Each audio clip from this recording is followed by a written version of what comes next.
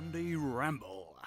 Here we go, another edition of the Racing Ramble. Jack Keene, what a pleasure it is to be beside you.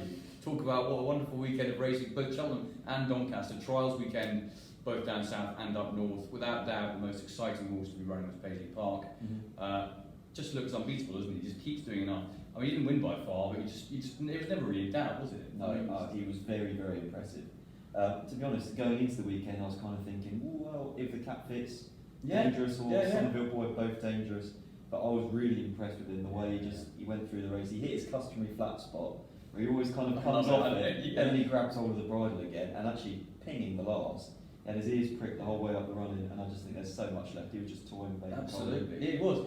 I think Somerville Boy is probably a pretty good horse, actually. I think he's got a cracking race. He ran really well, but again, just made it look kind of slow by Paisley. Can he win it?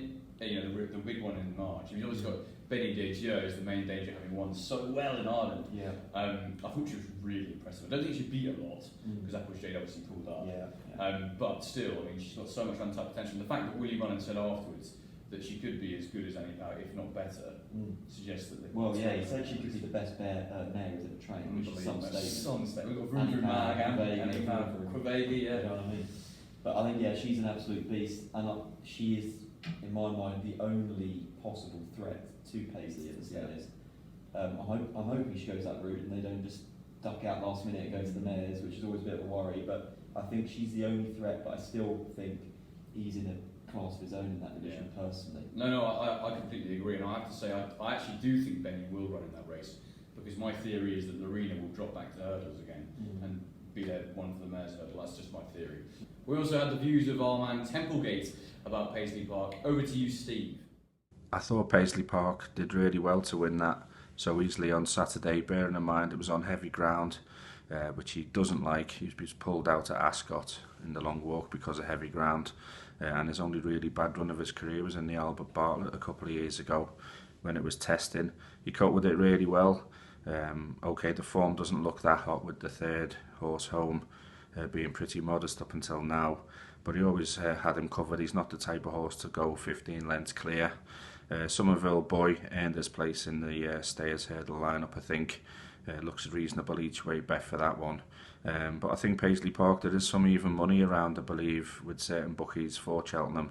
I just can't see how he's going to get beaten, given that Benny Dieu is probably not going to go down the Stayers Hurdle route. It's a question of what beats him, and I think come Stayers Hurdle Day at Cheltenham, the lineup won't be that much different to what he beat on Saturday. And if he's anything near even money, which I don't think he will be come that time unless it's bottomless again, I think he'll be very, very hard to beat, and it's hard to see anything other than Paisley Park winning the Stayers Hurdle at Cheltenham.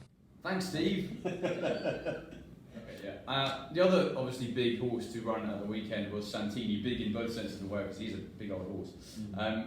Stayed on very stoutly to win the Cotswold Chase, beating Bristol Demar with the two a long way clear. Impressed? I was impressed. I mean, I was quite surprised, but by the reaction, there was quite a few people quite negative about it. It's strange, isn't it? But I think he couldn't have done much more. He's beaten a solid yardstick in Bristol Demar. I like the way he jumped. He did hit a couple of flat spots, but when Nico asked him, he came back on the bridle pretty quickly, and I was quite impressed with him. I mean, my idea of the Gold Cup winner is still Albion Photo, personally.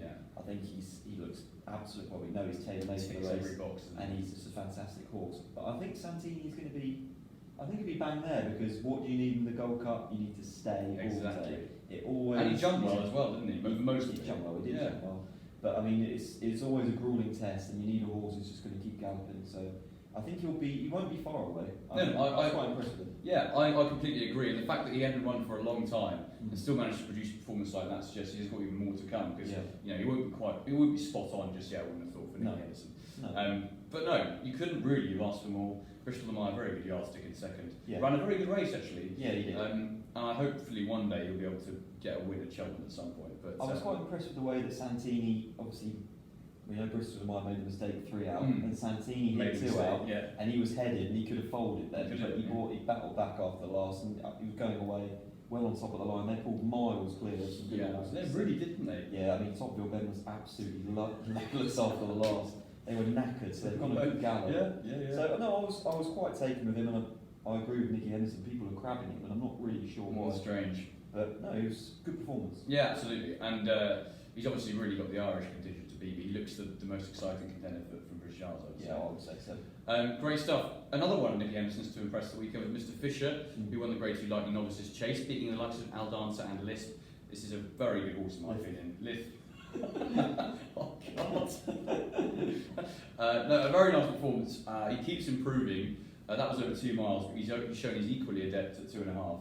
I think he's more than likely to go for the March Chase. I think most people probably do. I have to say, I think he'd have a massive chance in that. Yeah, I was quite sceptical on Saturday. I think he wants further than 2 miles, especially around there. It's a flat track and the ground was drying out. I thought 2 miles in a small field race might be a bit sharp for him. So I was quite impressed with the way he took it up. Jumped well, showed a good change of gear. Well. Yeah, and I think they could have galloped another half a mile and Al Dancer wouldn't have got past personally. So I was really quite taken with him. He's progressing all the time, and I think I backed him last year in the Supreme Novices where he didn't show up. But he did run well, but he looks different now. He's improved this year. He's improved for the switcher fences. He's got a big engine, so I think March Chase, you have a good solid each way chance in that. Couldn't agree more, and obviously he's already a Cheltenham winner, which always helps to have course form at that track. Ireland also had some very good stuff over the weekend. I know you're a big fan of One Willie Mullins. Yeah, I was quite impressed with the big getaway. Obviously, he come with quite a big reputation. He cost 230 grand at the sales a couple of years ago, and he's an absolute brute of a horse.